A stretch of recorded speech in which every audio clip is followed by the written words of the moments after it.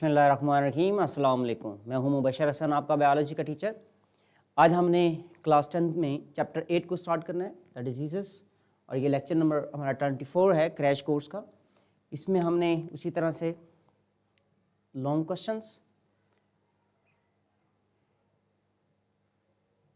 Short question and MCQs को discuss करना है।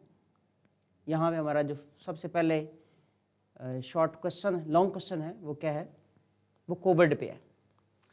कोविड-19 के हवाले से आप फेमिलियर हैं ऑलरेडी, और इसमें हमने देखना है सबसे पहले हम इसके इंट्रोडक्शन की तरफ आते हैं कि इसके इंट्रोडक्शन में क्या चीज़ें मौजूद हैं। इंट्रोडक्शन में आपने इसकी डेफिनेशन के हवाले से बात कर लेनी है, या फिर इंट्रोडक्शन में इसकी इंफॉर्मेशन आ जाएगी ये क्या चीज़ है। It is an acute disease, यानी कि एक्यूट है, क्रोनिक नहीं है। एक्यूट और क्रोनिक के हवाले से आप ऑलरेडी समझते हैं।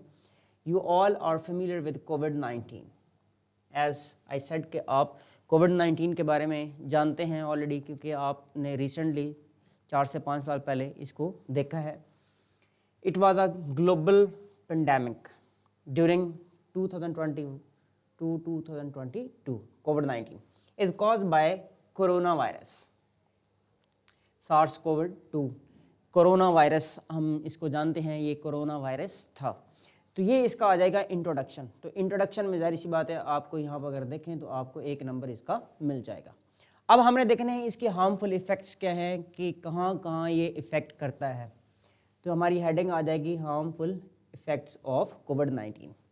It affects the body in many ways.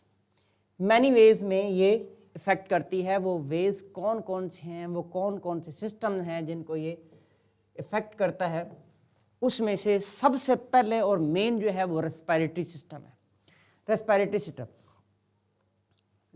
System की आप हेडिंग लगाएंगे, अंडरलाइन करेंगे और नेक्स्ट बताएंगे cause breathing difficulties and pneumonia. 2 चीज़ें यहाँ पर होती हैं कि ब्रीदिंग डिफ़िकल्टीज होती हैं और साथ नमूनिया की वजह भी बनता है। ये पहले है, ये आपने देखा है। फिर हमारे पास आ जाएगा कार्डियोवैस्कुलर सिस्टम। कार्डियोवैस्कुलर सिस्टम में क्या करता है, increase the risk of heart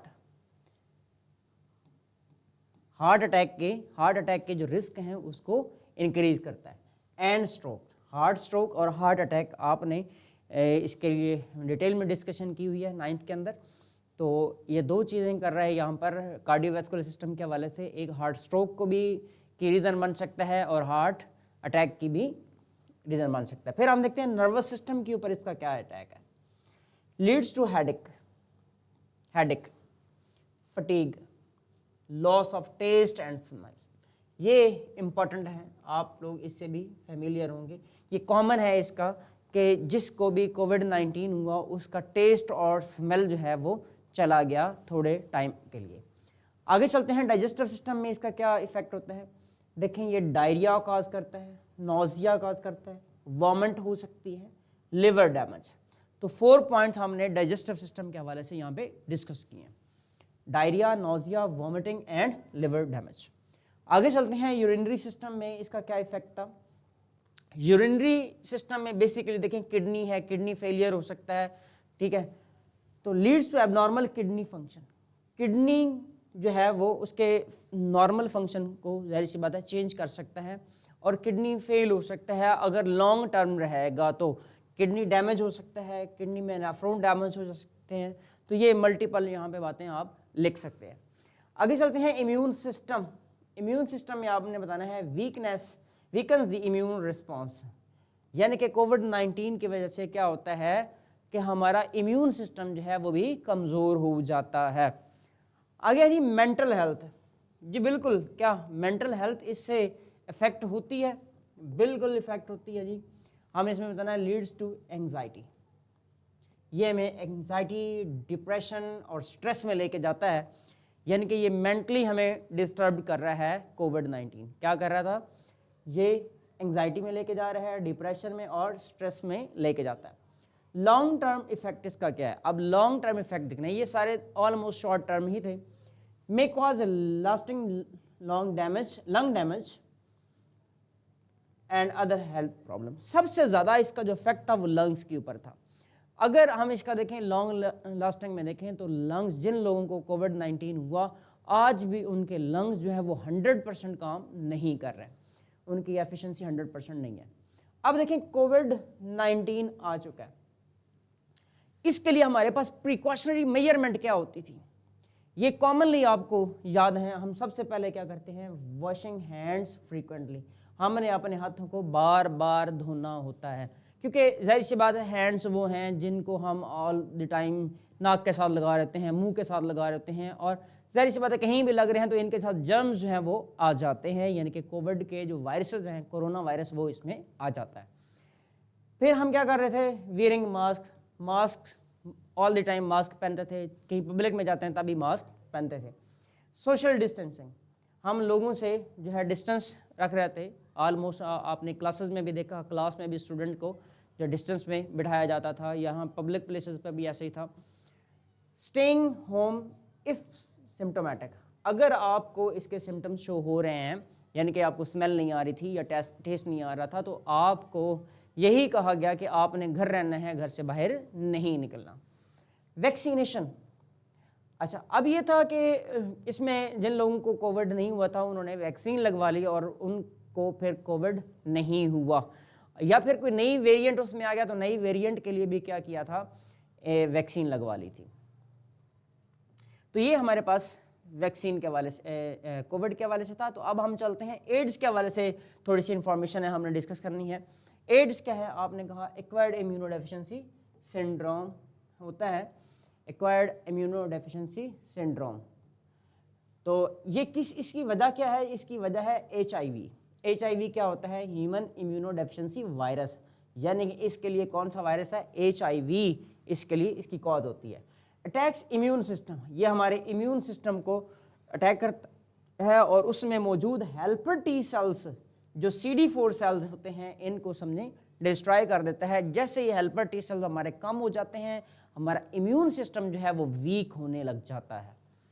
it weakens the body ability to fight with infection, यानी कि कोई भी इन्फेक्शन है, कोई जर्म है, कोई डिजीज है, कोई फंगस है, कोई प्रोटोजोन है, कोई और वायरस है, कोई बैक्टीरिया है, उनके लिए हमारी बॉडी को क्या कर देता है, वीक कर देता है, इम्यून डेफिशिएंट करता है। So that's why it is known as immune deficiency virus, ठीक है, और सिंड्रोम भी।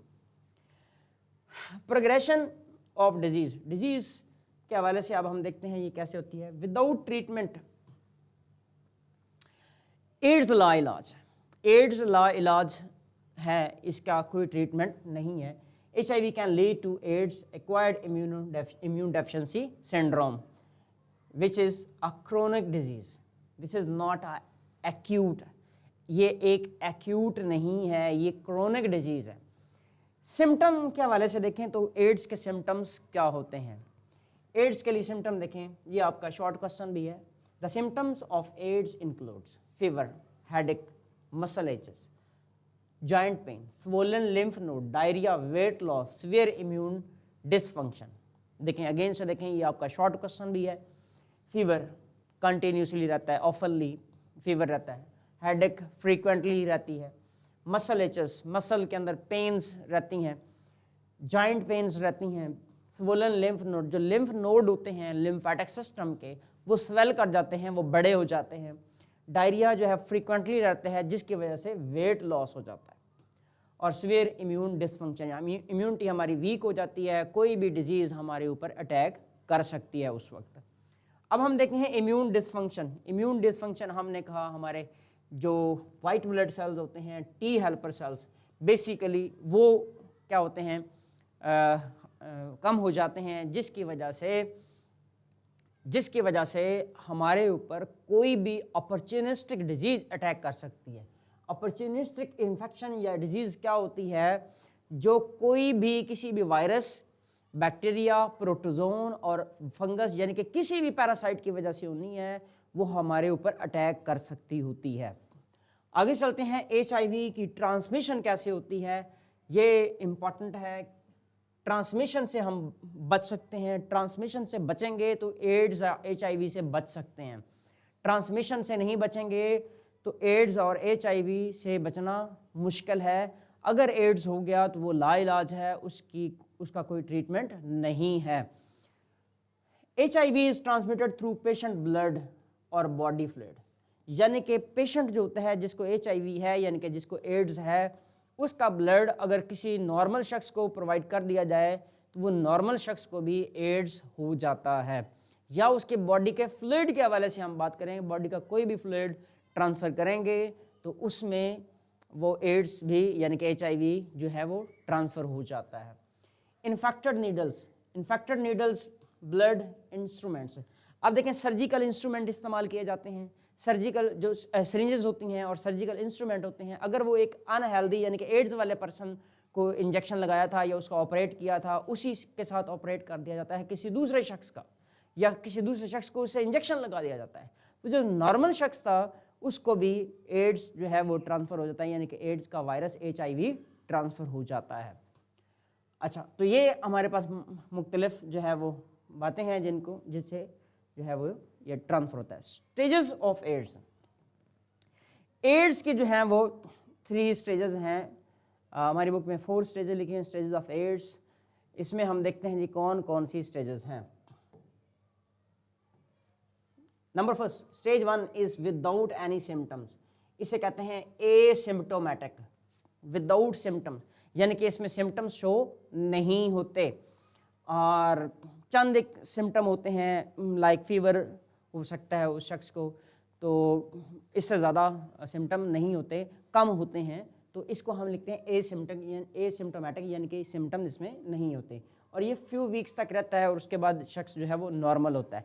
एड्स मौजूद है लेकिन अभी वो नॉर्मल लाइफ जी रहा है।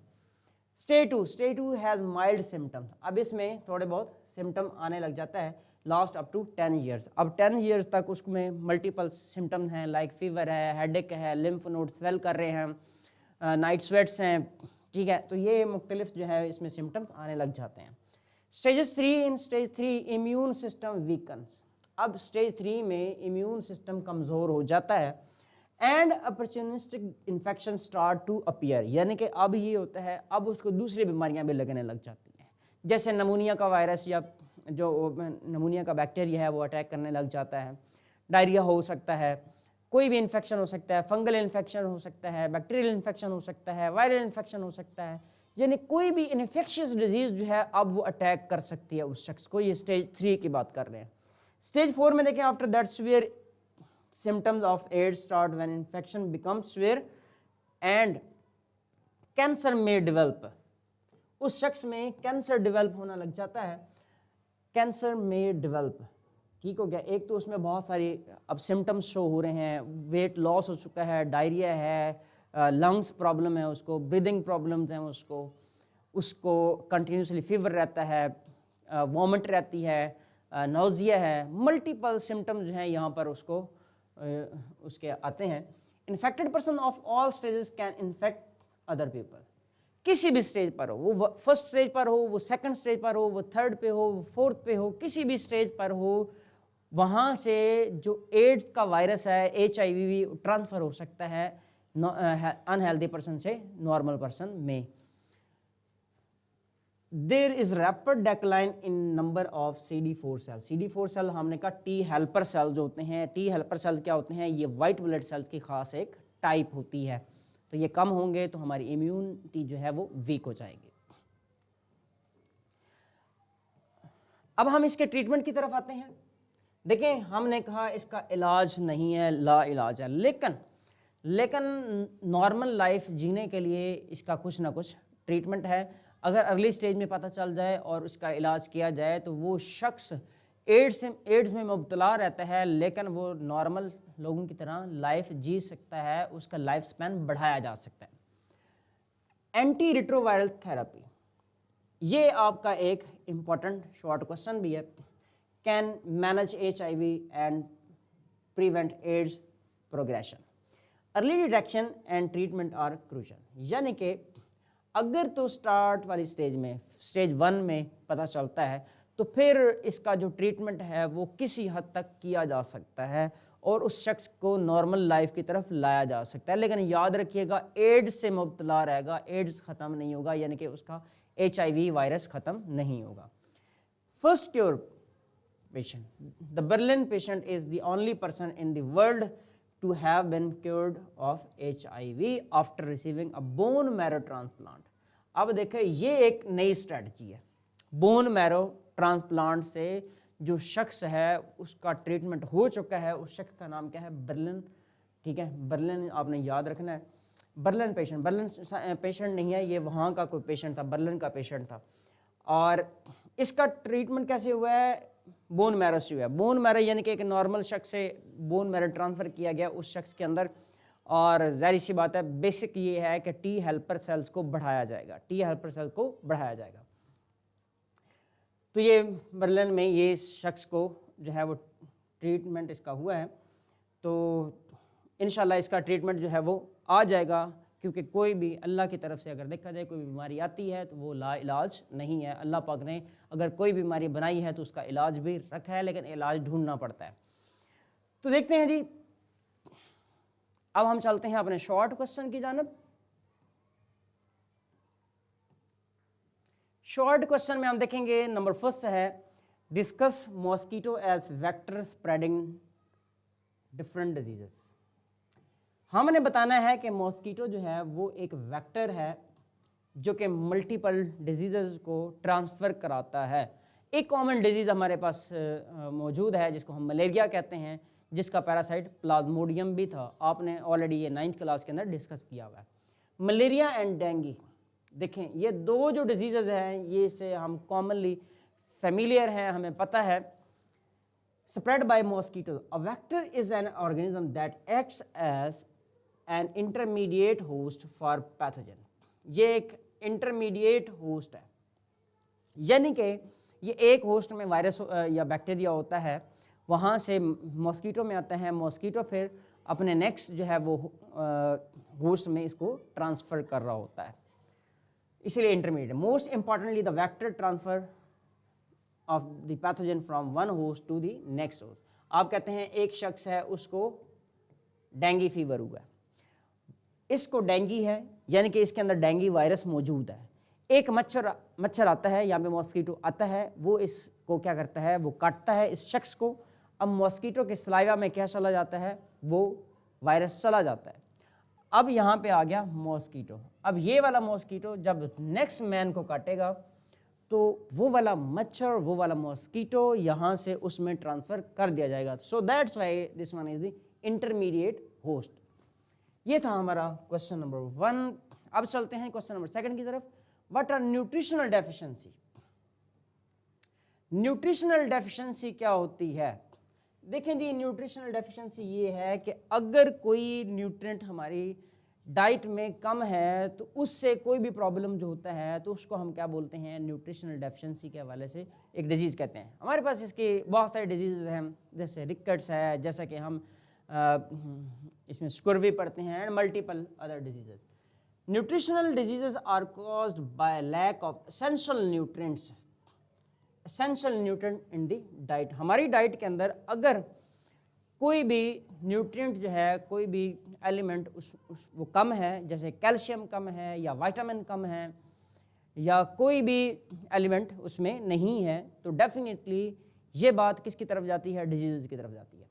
Example include scurvy. Scurvy vitamin C की डेफिशिएंसी की वजह से, इंपॉर्टेंट MCQ है, हमने नोट करना है इसको।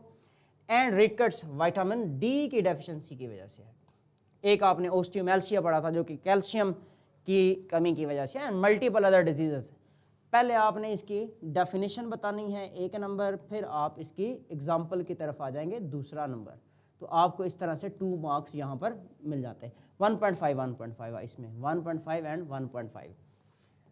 आगे चलते हैं। व्हाट इज़ कोविड-19? कोविड-19 को हमने लॉन्ग क्वेश्चन में डिटेल में डिस्कस किया है। फिर हमने इसकी प्रिवेंशन डिस्कस की है कि इसकी प्रिवेंशन क्या थी, तो ब्रीफली डिस्कस कर लेते हैं इसको। कॉजेज़ में हमने कहा कि जी ये एक एक्यूट डिजीज़ है, एक्यूट है, क्रोनिक नहीं है, एक लंबे अरसे के लिए नहीं होती, फ्यू डेज़ के लिए और फ्यू वीक्स तक रहती है। You all are familiar with कोविड-19। हम इसलिए इसे जानते हैं कि ये एक ऐसी पेंडेमिक थी जो हमारी एज में आई है, यानी कि रिसेंटली हमने 2020 to 22 तक इसको फेस किया था। बेसिकली 19 के अंदर स्टार्ट हुआ, तो इसलिए कोविड-19 इसको कहते हैं, caused by the corona virus, SARS COVID two यहाँ पे आ गया हमारे पास। इसके बाद प्रिवेंटिव मेजर्स में हमने क्या देखना है जी, देखें जी, हमने कहा washing hands frequently, wearing mask, social distancing and vaccination. ये ऑलरेडी हमने इसे डिस्कस किया है, तो ये भी हमारा एक इम्पॉर्टेंट शॉर्ट क्वेश्चन था। अब हम चलते हैं जी अपने मल्टीपल चॉइस क्वेश्चन की जानब। मल्टीपल चॉइस क्वेश्चन में क्या है जी, नंबर फर्स्ट पर आ जाता है, which of the following is not vector borne disease. Vector borne यानी कि जो किसी बैक्टीरिया या वायरस से नहीं होता। वेक्टर बॉर्न डिजीजेज कौन कौन सी हैं ये देखें जी। क्या डायबिटीज़ है? बिल्कुल ऐसा नहीं है कि डायबिटीज़ वेक्टर बॉर्न नहीं है, ये पैरासाइटिक नहीं है। अस्थमा ऐसा नहीं है। हाइपरटेंशन, इसके लिए भी बिल्कुल ये बात इनकरेक्ट है। तो हम देखेंगे यहाँ पर वेक्टर बॉर्न जो नहीं है, यानी कि ये सारी ही नहीं है, ऑल ऑफ दीज। आपका इसमें ऑप्शन एग्जैक्टली करेक्ट है, ऑप्शन डी इज करेक्ट। आगे चलते हैं जी क्वेश्चन नंबर सेकंड की जानब। सेकंड एमसीक्यू है हमारा, it is a genetic disorder. आपने इसमें से देखना है कि जेनेटिक डिसऑर्डर कौन सा है। क्या नाइट ब्लाइंडनेस जेनेटिक डिसऑर्डर है? नहीं है। नाइट ब्लाइंडनेस एक न्यूट्रिशनल डिसऑर्डर है।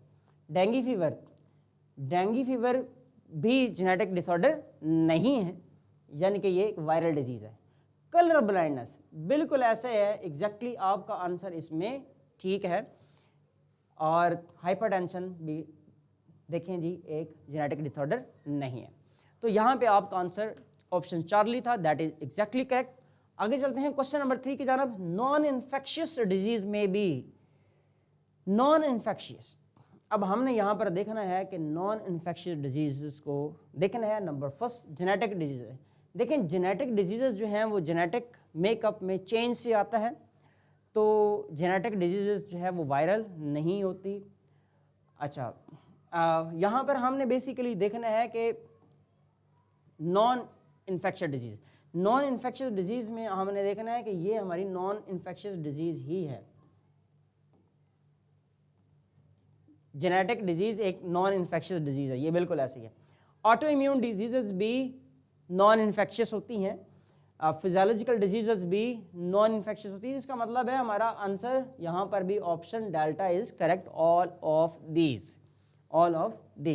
आगे चलते हैं जी क्वेश्चन नंबर 4। यहाँ पर भी आपका आंसर एग्जैक्टली करेक्ट था। क्वेश्चन नंबर 4 की जानब आते हैं। न्यूट्रिशनल डेफिशिएंसी में कॉज, न्यूट्रिशनल डेफिशिएंसी में कॉज, इसके अंदर हमने अभी 2 एग्जांपल्स को डिस्कस किया था अपने एक शॉर्ट क्वेश्चन में, उसमें आपको यकीनन याद होगा। देखिए ये रिकेट्स जो हैं, रिकेट्स एक न्यूट्रिशनल डेफिशिएंसी डिजीज़ है, बिल्कुल ऐसे ही है। क्या स्कर्वी भी है? बिल्कुल ऐसे है, स्कर्वी भी इसमें न्यूट्रिशनल डिसऑर्डर है। क्या डायबिटीज़ न्यूट्रिशनल डिसऑर्डर है? ऐसा नहीं है। आपने ऑप्शन दिया है ऑप्शन डेल्टा, तो exactly option delta is correct, यानी कि अल्फा ए और बी दोनों जो है वो ठीक हैं। इसका मतलब है both A and B are correct. आगे चलते हैं। कोविड-19 affect the respiratory system by causing. अब रेस्पिरेटरी सिस्टम जो है वो इफेक्ट होता है कोविड-19 से। तो कोविड-19 में क्या मतलब ऐसा है कि वो हमारे यानी कि ब्रीदिंग सिस्टम में क्या ऐसा करता है कोविड-19? तो हमने देखना है यहाँ पे हाई ब्लड प्रेशर ये कॉज नहीं करता। आपने हमें ऑप्शन दी है option beta, that is exactly correct. Breathing difficulties cause करता है। एस्थमा और हार्ट इन्फेक्शन में इसका कोई रोल नहीं होता। एस्थमा किसी और वजह से होता है, हाँ अलबत्ता इफेक्ट जरूर हो रहा होता है। आगे चलते हैं जी क्वेश्चन नंबर 6 है हमारा। इसमें देखते हैं जी क्या है। वन हार्मफुल इफेक्ट ऑफ कोविड-19, कोविड-19 का हार्मफुल इफेक्ट हमने देखना है जी। चेस्ट पेन होता है, लेकिन ये हार्मफुल इफेक्ट उसका नहीं है। स्किन इरिटेशन नहीं होती। Loss of taste and smell, loss of taste and smell, that is one of the important. आपका आंसर एग्जैक्टली करेक्ट है, option Charlie is correct, loss of taste and smell. Question number 7 की तरफ आते हैं।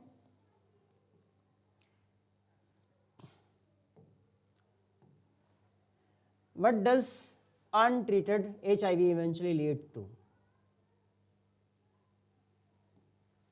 HIV जो है basically हमने ये बताना है HIV किसके साथ रिलेटेड है, वो क्या कॉज करता है। हमने कहा ह्यूमन इम्यूनो डेफिशिएंसी वायरस है, तो हमने कहा ट्यूबरकुलोसिस कॉज नहीं करता, इन्फ्लुएंजा कॉज नहीं करता, ये क्या कॉज करता है, AIDS. Option Charlie is correct, AIDS, यानी कि आपका आंसर भी इसमें करेक्ट है। आगे चलते हैं, therapy which is use to manage HIV। अब HIV को ट्रीटमेंट करने के लिए, HIV का ट्रीटमेंट करने के लिए कौन सी थेरेपी यूज़ होती है, उसको हम कहते हैं जी, क्या कीमोथेरेपी कहते हैं, ऐसा नहीं है। क्या रेडियोथेरेपी कहते हैं, ऐसा नहीं है। इम्यूनोथेरेपी कहते हैं, ऐसा नहीं है। यहाँ पर जो है एंटी रिट्रोवायरल थेरेपी यानी कि ART, ऑप्शन डेल्टा, आपका ऑप्शन डेल्टा और ART एग्जैक्टली जो है वो करेक्ट है। तो ये थी हमारी वर्कशीट जिसमें हमने multiple short question and multiple MCQs को डिस्कस किया एंड 2 लॉन्ग क्वेश्चन को भी हमने डिस्कस किया है। ये हमारा लेक्चर कंटिन्यू रहेगा। आपने हमारे चैनल को सब्सक्राइब करना है, अपने फ्रेंड्स के साथ शेयर करना है, because this one is very important short question, MCQs और लॉन्ग क्वेश्चन हम डिस्कस कर रहे हैं आपके साथ। आप इस वर्कशीट को एज इट राइट अप कर सकते हैं। पेपर में आए तो आपने ऐसे ही लिखना है, आपने हमारे वीडियोस को लाइक करना है, कमेंट करने हैं, सजेशन देनी है अपनी। और आज का लेक्चर हमारा कंप्लीट होता है। नेक्स्ट लेक्चर तक के लिए मुझे दें इजाज़त। अल्लाह हाफ़िज़।